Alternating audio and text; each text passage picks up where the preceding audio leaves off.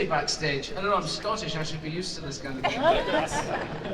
It's cool We're today. going to kick off with a few questions, and we're going to go to some fan questions that were submitted online. So Yeah. very excited for that. Okay, cool. When you book a role, how do you approach the preparation for the character? It's entirely, it's different every time. Some characters require some sort of technical research, or maybe you have to do a skill. Your character's good at something that you don't know what to do. So you have to sort of physically learn something, or maybe you have to get fit, you know. For this Kenobi series, I knew that I was 20 years older than I'd been when we did the prequels, and I knew that I could remember how physically exhausting those fight sequences were in the prequels. So I had to get myself fit in order just to be able to do them, you know, properly in the series as an older chap. And but it depends. Sometimes not. Sometimes once you've read the script, your subconscious imagination is doing all the work, and you don't have to think about it until you get on stage, on set. It just depends. Would you say that Obi-Wan Kenobi was one of the more difficult, you know, coming back to prepare for, or which character was the most difficult to prepare for? No, they're none of. I've never seen what I do in any way as difficult. So there's different challenges, but I've never found any of it. I've never found it difficult as such. You know, because it's not really like that. It's not something that's hard or difficult. It's something that's. Coming back to playing him again was like it was just a dream. It was nice. It was so easy, you know, to put the. We had to do some camera tests, and this first time where I met Vivian for the first time, where we did some camera tests, and with other actors, and I was in just to read scenes with them, you know, and it was a few months before we started doing that, and I was sort of like flummoxed when I looked at that for the first time. I was like, oh my god. So I put that back on, and that was like another oh my goodness moment. And then I went on set, and we were shooting on the Mandalorian's set on a Sunday when they weren't shooting, and but we used up a lot of their crew. And so when I walked out as him again, dressed as him at least, I could feel it in the crew, you know, and I realised, oh my gosh, this is kind of a big moment, you know. And then I came to read the scenes with the different actors. They were reading for different roles, and it didn't sound like him at all, you know. I hadn't thought about it, and I just assumed that it would be there, but it wasn't. I was doing a sort of English accent, and not Obi-Wan at all. And so I was a bit embarrassed, like reading with the other actors, and then I realised that was something that I had to address. So I went back and watched. I just sat down and watched all of the Star Wars films from through the prequels, and then the original three, and that was really useful for me too. And then I'll have a sort of Obi-Wan MP3 that's just all Alec Guinness's lines. It's always important to me to try and feel like Alec Guinness, and I don't try and do them. I don't ever try and sort of like do an impersonation of him, but it does have to feel like him. And there's, when I'm not happy with the take, it's because it's not quite Alec enough. And sometimes I'll just do a really Alec Guinness take, you know, and then pull back from there. But then it starts to feel right. And what was it like coming back to Obi-Wan Kenobi amid so much fan anticipation and excitement to see you back in that role? I didn't think about it. I tried not to think about it very much, because it's that kind of pressure is a bit scary, and I like to just imagine that was the director and the producer's pressure, and had nothing to do with me, you know. So, because I'd already been Obi-Wan Kenobi, so I felt, well, you know, people won't be disappointed that it's me, I hope. And but yeah, once we'd made it, it was lovely to feel the. I mean, the nice thing for me really is it's opened up. It's opened up sort of a corridor for me feeling people's love for the prequels that I never felt that before. So that's been lovely. By coming back to play Obi-Wan again, that's been a really nice thing that's happened to me, and by meeting you all, meeting people over the last couple of days. And other Comic Cons around the country and around the world to people express their love for those early films, and that means the world to me. And on Obi-Wan Kenobi, you got to work with one of your daughters, and you also worked with another daughter on You Sing Loud, I Sing Louder. What has it been like for you getting to work with your children in this industry? Yeah, it's difficult to describe. It's the most extraordinary thing. I mean, working with Esther on this was amazing. It was a couple of days, but I thought she really came in. She really brought something to that role that wasn't necessarily on the page. It was she had a line in it, and I don't know. I never really asked Deborah, our director, whether she cast her on purpose for this reason or not. But she has a line where she says, "I was someone's daughter too," you know, and it was sort of so. I don't know if the word meta, I don't actually know what the word meta means, but it was a very meta, it's very meta, man, you know what I mean? It was a kind of bonkers moment, but lovely, and just so proud. I'm just so proud of my girls anyway, as we are as parents, but to get to see them working professionally and holding their own and taking a role and making their own out of it was really, really lovely. And then with the film with Clara, it was much more. It was a full feature film, and we play father and daughter in it. And Clara, she worked with a writer, but it was really she isn't credited as the writer because there was a real writer, but. She developed the whole story, and it was very much based around our relationship, my eldest daughter Clara and I, and through a difficult period in our relationship and a difficult period in her life personally. And she wrote this amazing story about a father and a daughter who aren't us, but they are us at the same time. And that was again an amazing experience. And she also produced it, and I was able to see her. I just came in to act in it, and I get to watch my daughter, and was very impressed with the way she was with the crew and how she held herself as not only the actor, the leading actress in it, but also the producer of it, and how she dealt with those two jobs was really impressive. You know, I was impressed by her, and that's nice. I was very, very proud of her. And then looking back a little bit at your career, what was it like to direct and star in American Pastoral? Yeah. Well, it was. Oh, thank you. That one. Thank you so much. One of you, I don't know who you are, but brought me a DVD to sign. One of you brought my movie that I directed. Thanks. Oh, you're very kind. I loved it. I mean. Listen, it was a tall order in that it's a huge novel and very important novel, American novel. And I was attached to act in this film for a long time and couldn't find a director, the right director. I couldn't find a director to do it. And in the end, I wanted to direct. I made a short film in the 90s or early 2000s. I've always wanted to direct. I've learned a lot over the years from working with some of the world's finest directors, and just also knowing what I like, how I like things to go on a film set, and how they don't feel right to me. I thought it would be a nice way to have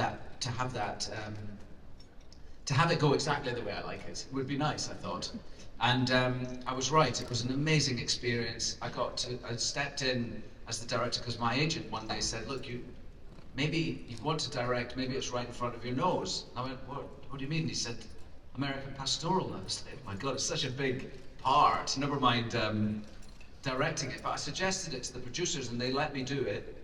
The first thing they did was, when you agree to do a film, there's money involved. It's a transaction of sorts. And they say, we'll pay you this much money to play the role. And you go, thank you very much. I'll be happy to do it. And then when I became the director as well, they halved my fee. That's what happens. They went, okay, you can do it, but we're going to pay you less. And I was like, twice the work. Are you kidding me?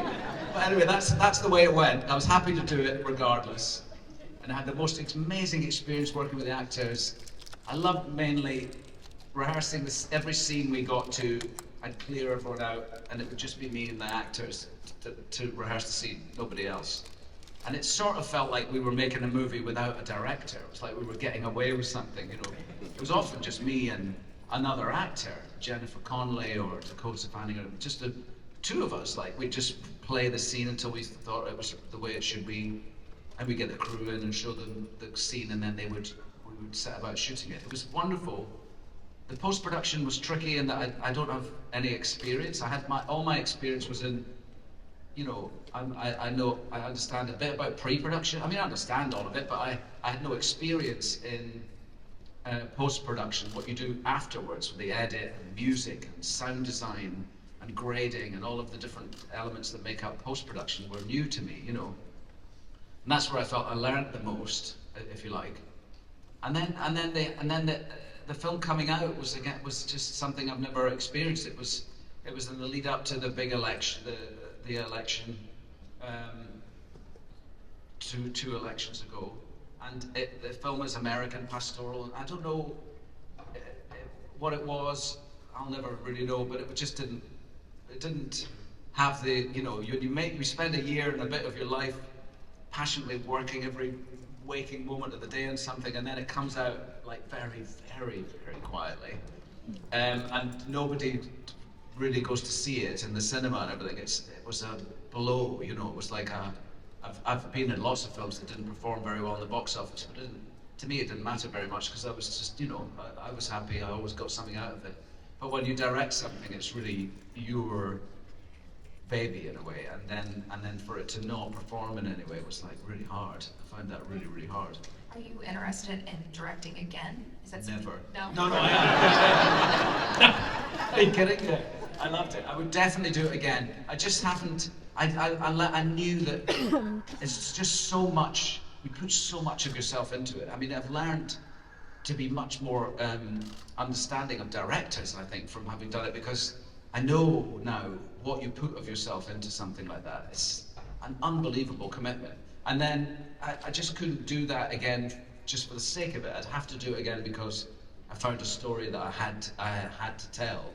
And I'm sort of just waiting. I'm a bit lazy. I'm just sort of waiting for it to find me instead of going out to find it. But that's not an invitation to send scripts.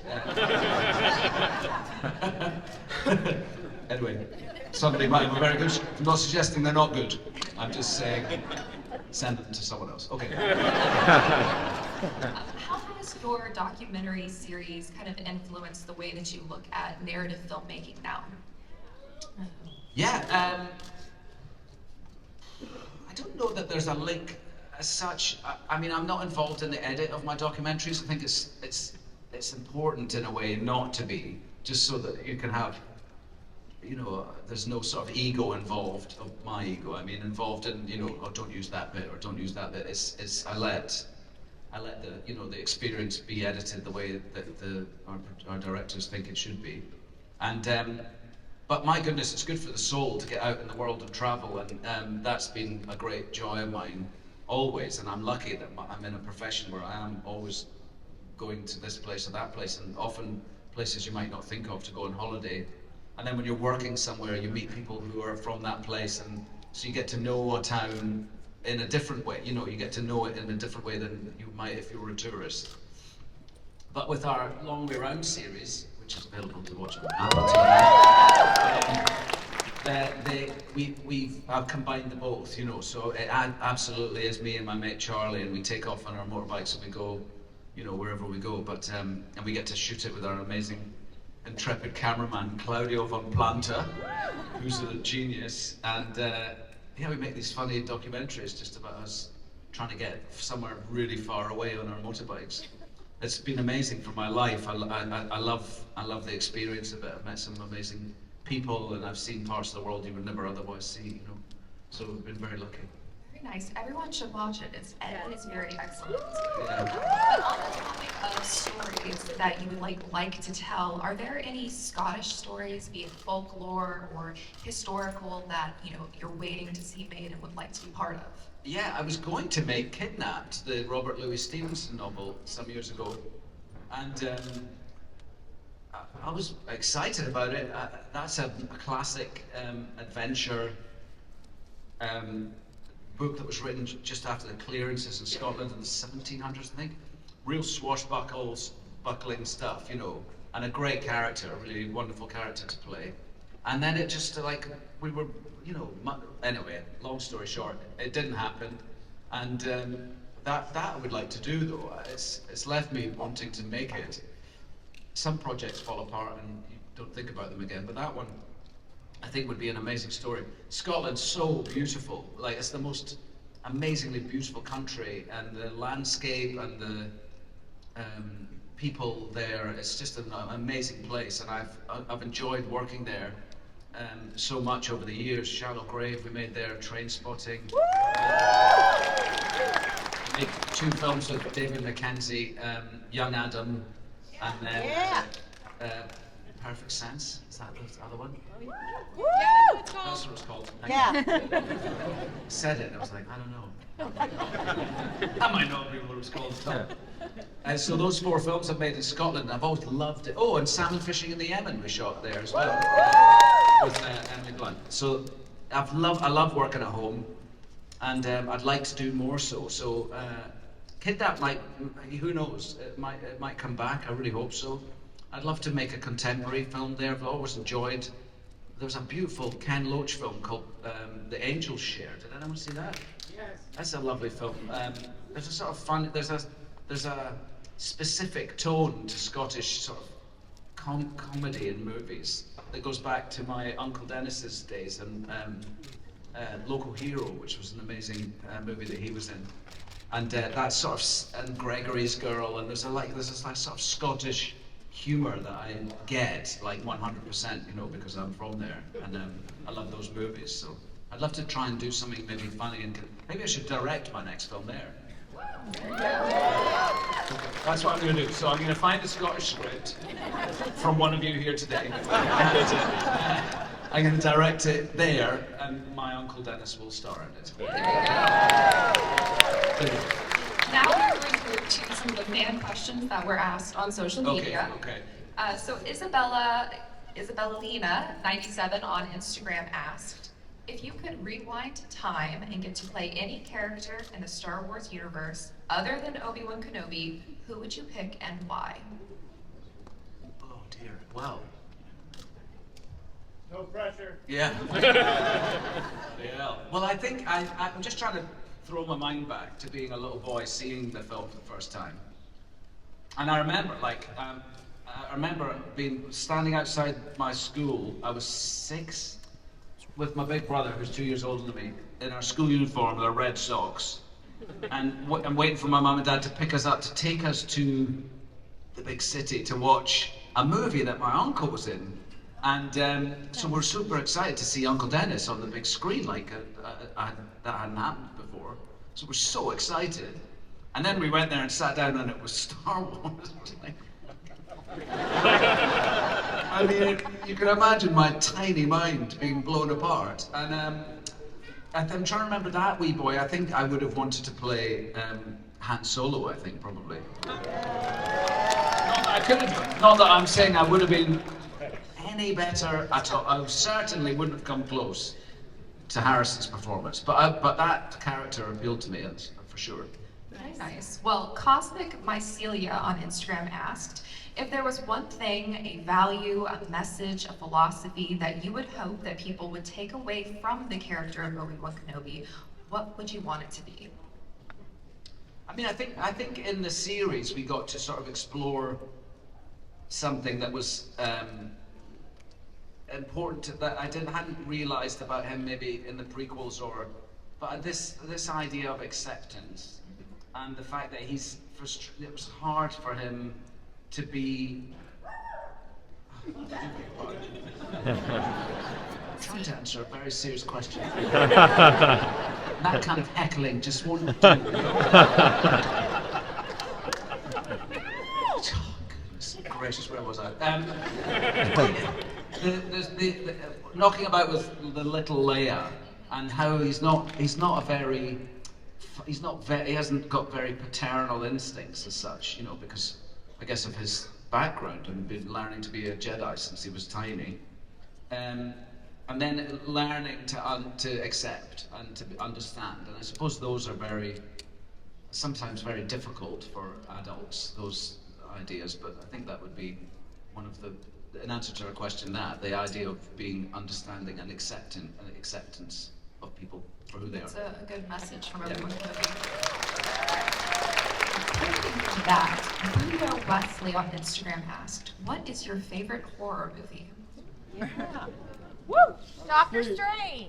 Well, of course. Yes, me too. I don't know. It's a genre I don't watch horror for pleasure, really, particularly. I'm too fearty. I'm too scaredy to be able to enjoy it. I just can't sleep for days. But I remember the Blair Witch Project coming out. I remember I was in Australia doing Moulin Rouge, and then the second. I just remember I was doing Moulin Rouge. And the second Star Wars film, and it came. There was this big, you heard about it all over the place, and but it hadn't been out yet, and then they brought it there, and we went to watch it in this outdoor screening place in Sydney, Australia, at night. It was fantastic, and I remember I loved that film, even though it was scary, And then The Shining is the other one, I suppose. Because The Shining again is just absolutely terrifying and at the same time bonkers, and I've got this sort of funny link to it now that I did this sort of sequel, so that one would be my... Since you mentioned musicals, there is a question from Laura Lynn Worrell on Facebook, which is, would you ever do another musical? Yes. Oh, yes. Yes. There's not many. I've recently had a few. I've just never had any offers on them since Moulin Rouge. Which I've started to wonder if they could take it a bit personally. I'm not like fending off scripts for a musical. I don't know that I've ever been offered one since. Lumiere, sorry, yes, absolutely. Lumiere, yes. I did a bit of singing that, and I did a bit of singing in Pinocchio. I got to do a little song at the end of that. I did that in my caravan during COVID lockdown. All of Pinocchio I recorded in my caravan on my own with Guillermo del Toro in my ear. Yeah. Just shows what you can do. So I'd be very up for it. I love singing, and I love the musical genre, and I would be absolutely.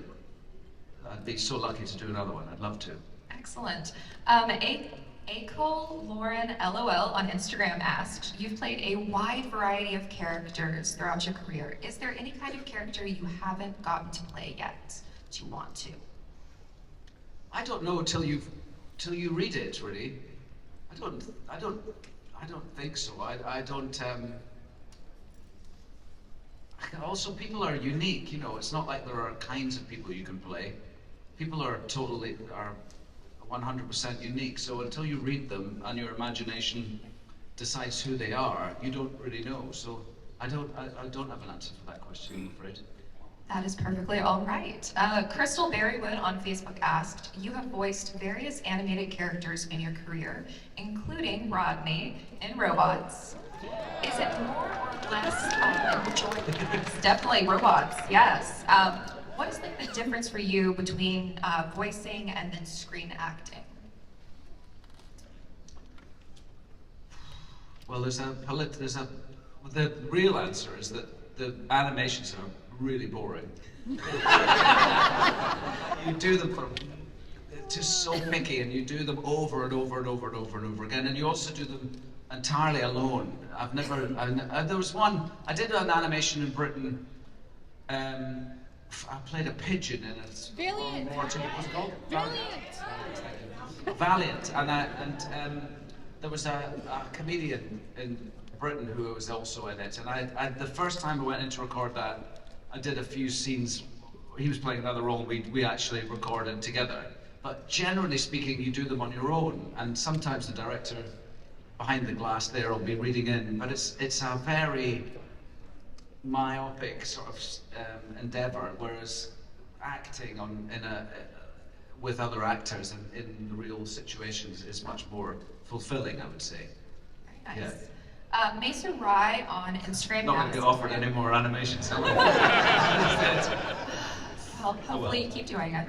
But how did your experience differ between filming the Star Wars prequels and then filming Obi-Wan Kenobi, since you were not only just acting but also a producer on the project? Yeah, it was very, very different. Also because mainly because the technology has gone on, has progressed so much, and we had that big volume. You know, we had a screen, like a 300-degree screen on the set that played all the backgrounds, and so it felt much more realistic. It wasn't just blue screen or green screen, which was the experience of doing the prequels. Was very much like a lot of the time we were just in a blue set or a green set with no set, and that's again, it's more satisfying when you're in the real environment, you know, and that's what it felt like doing that.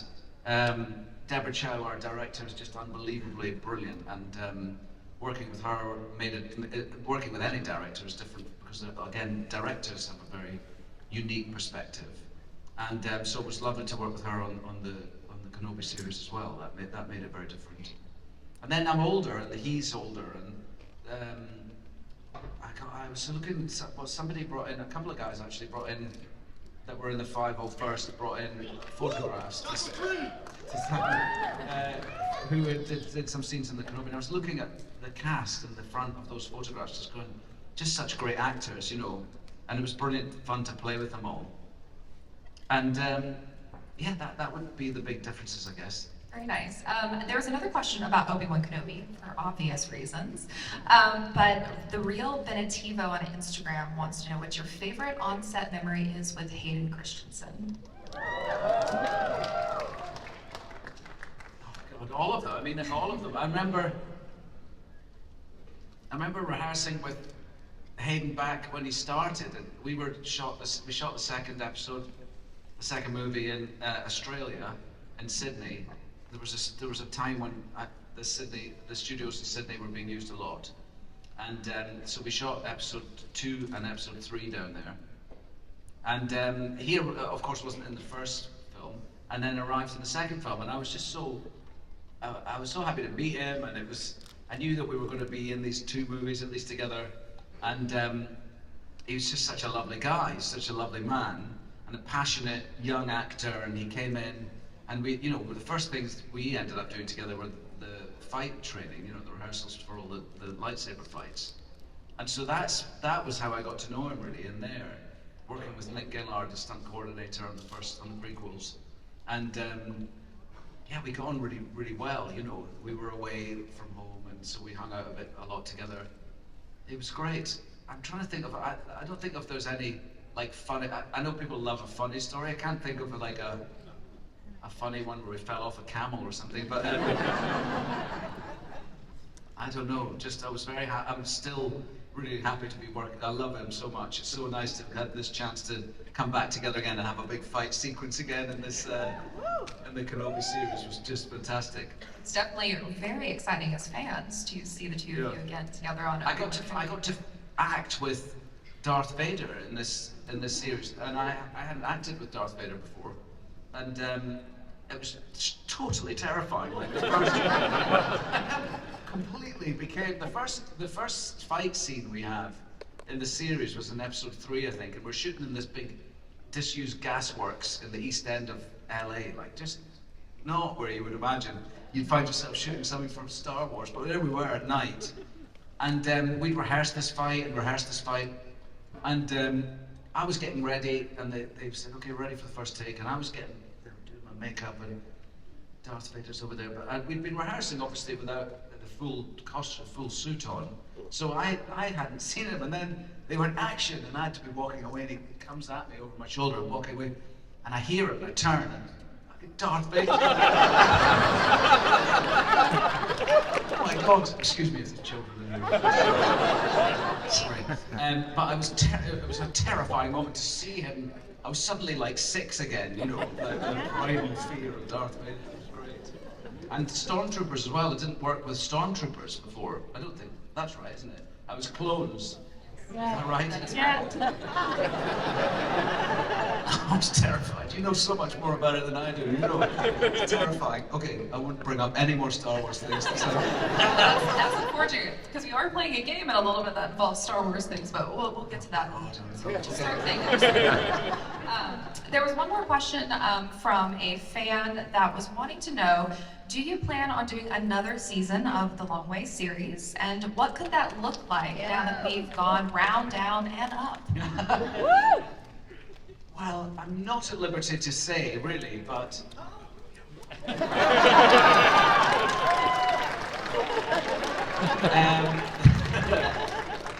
Talk about that at the next one, probably. Yeah, but watch the space, I would say. I could say that, yes. Very good, excellent.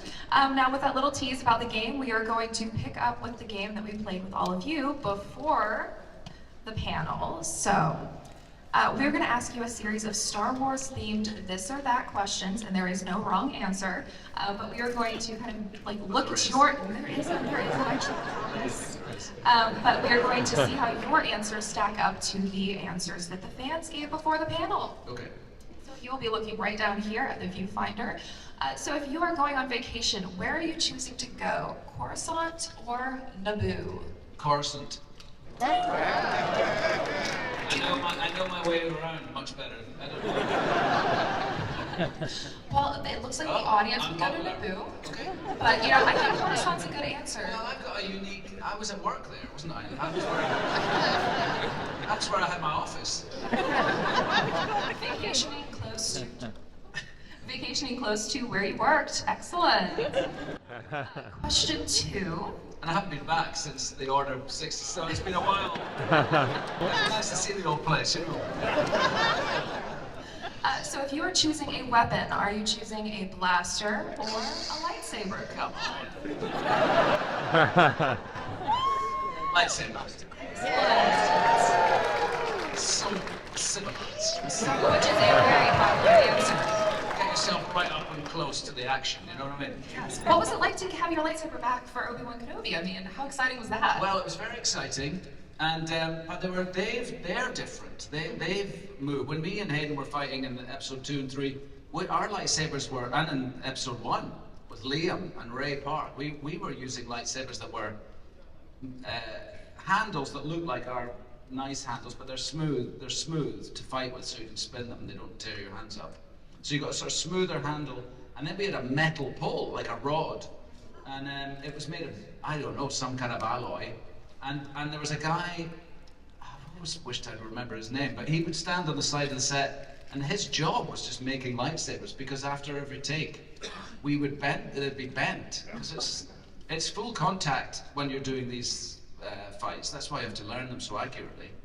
And occasionally we'd hit each other's, you often got your knuckles wrapped, which isn't much fun. But the blades would be bent after every take, and he'd have to replace the blades. But on the Kenobi series, as you can see here, that light is on set. Like, the lightsabers do light up now. Oh, nice. Which is nice, because you get all that lighting effect. And there's an amazing moment at the end with Hayden when his helmet's cracked, where the light goes from blue to red, and it was totally an accident. It was just something that we were doing with our lightsabers during that scene that made the blue light come off and the red light come on, and it was like, oh, that's nice, that works. So we sort of lent into it, but it was just purely an accident. So for lighting it's better, but I have to say, for the actual sword fighting, when the contact isn't as firm, because they're made of a hard plastic, but there's a slight boing when you hit each other. I sort of yearn a bit for the old metal days, you know.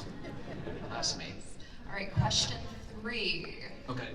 Which droid? I know, this is a tough one. I mean, that's impossible. That's not fair. I mean, I'm lucky. I worked with Danny Baker on episode 1. He was inside R2-D2, as he was in the original movies. And Anthony, I know, I've worked with Anthony and C3, wouldn't be right to choose, would it? We had to choose. You talked about crushing one of them. I mean, I was backstage, I heard what you're going to do. That's not fair. Yeah, R4. That's it. That's my out. Thank you very much. I couldn't possibly. I love them both so much. You couldn't possibly. That works. I'm just gonna take the fifth on this one. All right, question 4.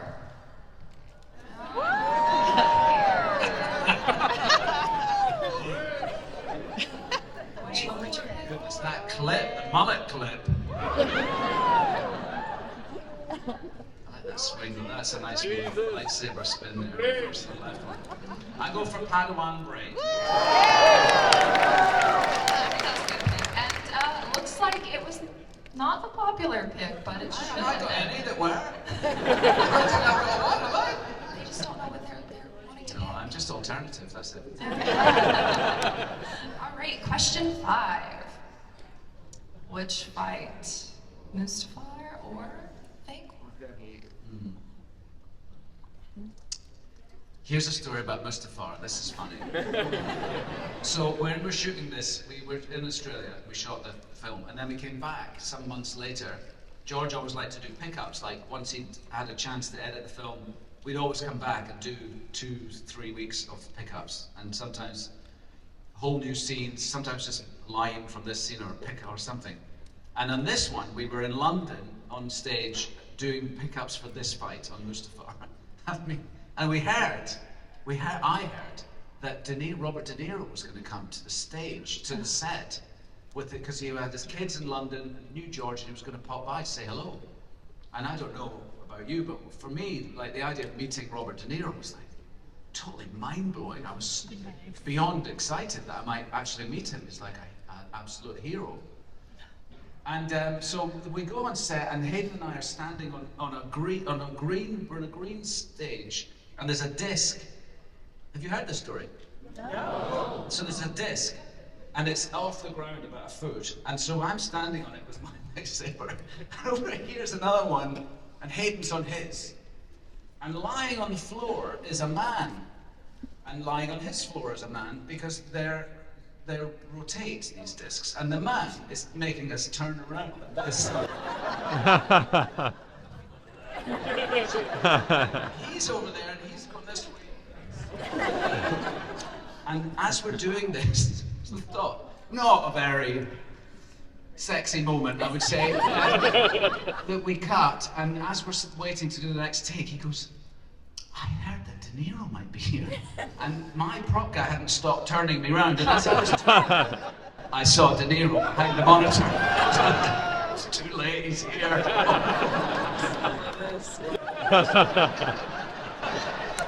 Oh boy, so humiliating. And I was lucky to meet him some years later, and I told him the story. I was like, I'm so embarrassed. He was like, oh, what?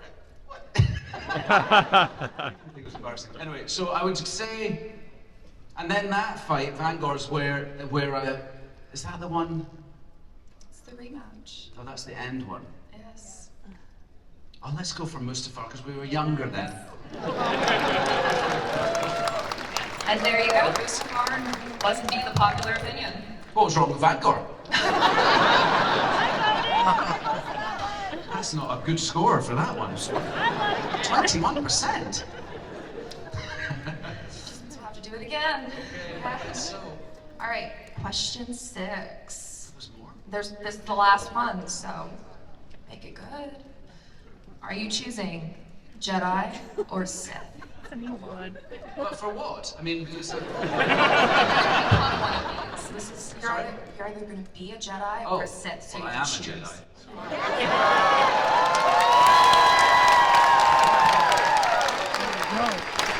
just want to see what did the audience pick. Naturally, they knew they were going to see a Jedi Master. Excellent. Well, thank you so much for joining us. Thank you so much.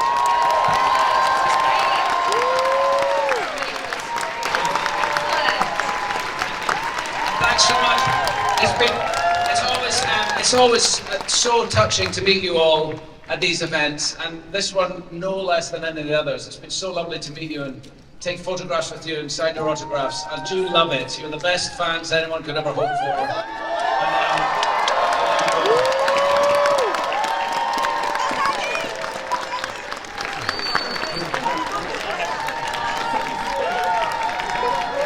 guys. Thanks for watching.